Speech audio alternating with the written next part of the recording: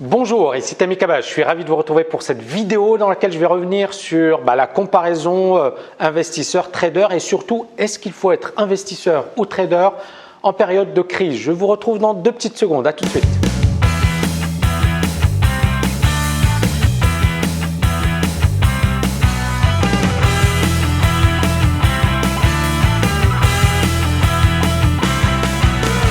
Rebonjour. Alors, c'est une question qui est extrêmement intéressante parce qu'effectivement, on se pose toujours la question de savoir quel est le style qu'on doit privilégier. Et moi, j'ai envie de vous dire justement que l'idée, c'est quand même de rester fidèle à un style, trader ou investisseur.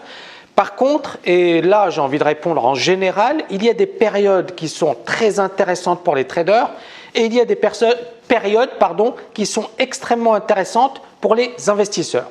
Alors comment finalement différencier les deux types de périodes et comment dire effectivement si telle période est faite pour tel style ou telle autre période est faite pour tel autre style, sachant qu'encore une fois, un day trader peut s'en sortir quel que soit le marché.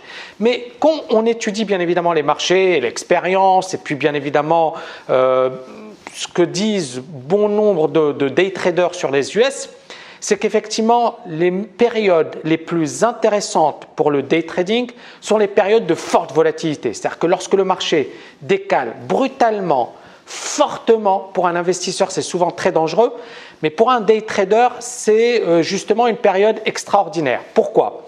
Parce que c'est une période durant laquelle les marchés bougent.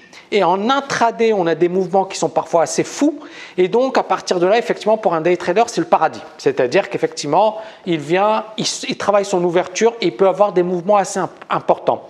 Tandis que pour un investisseur, justement, ce sont les périodes les plus volatiles sont les périodes où le marché baisse fortement. On se rappelle de 2008. Pour 2008, pour beaucoup de day traders, 2008 a été une année extraordinaire. Ça peut vous paraître étonnant parce qu'en 2008, c'est Lehman Brothers. 2008, c'est la période où effectivement le marché s'est effondré. On a eu le plan de relance Paulson, on a eu les banques centrales qui sont intervenues et pourtant effectivement la bourse s'est effondrée. Tout le monde a crié à la panique, tout le monde s'est dit catastrophe.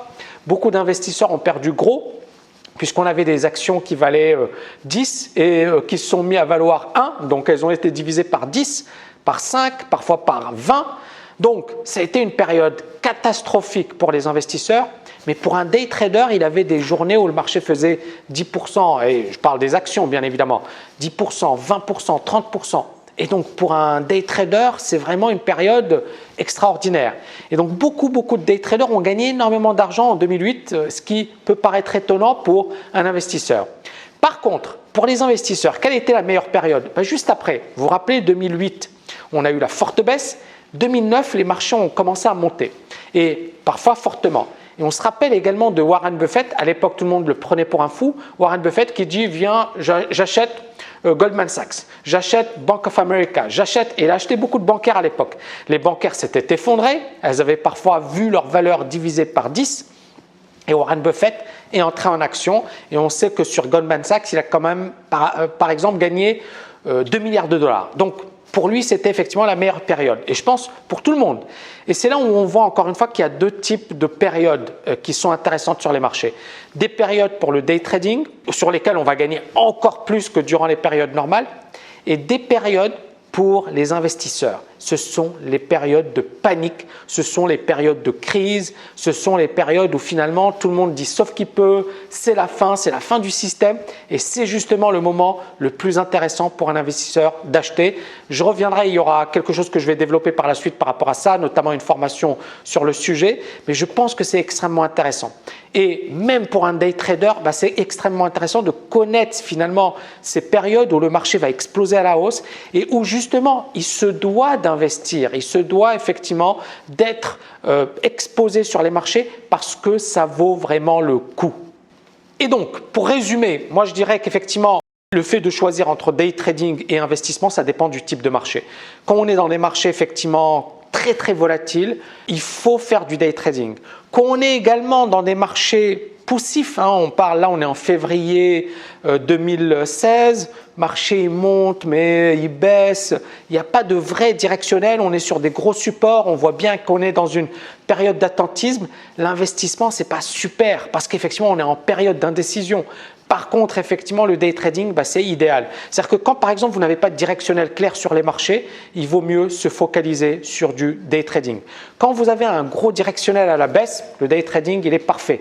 Quand vous avez, par contre, effectivement, un marché qui a fortement baissé et qui se reprend à la hausse, ça peut être intéressant en day trading, mais bien évidemment, c'est le marché idéal pour les investisseurs, c'est-à-dire un marché, effectivement, sur lequel il y a eu un mouvement de panique, sur lequel, effectivement, des actions qui valaient 10 ne valent plus que 1. Bien évidemment, on ne va pas se contenter d'acheter une action qui a été divisée par 10. Non, attention, hein, ne faites pas ça. Mais par contre, effectivement, pour nous, ça devient intéressant. Et à partir de là, bien évidemment, il y a tout un travail de sélection, de repérage des meilleures actions. Voilà, j'espère que vous avez aimé cette vidéo. N'oubliez pas de la liker. Je vous dis à très bientôt.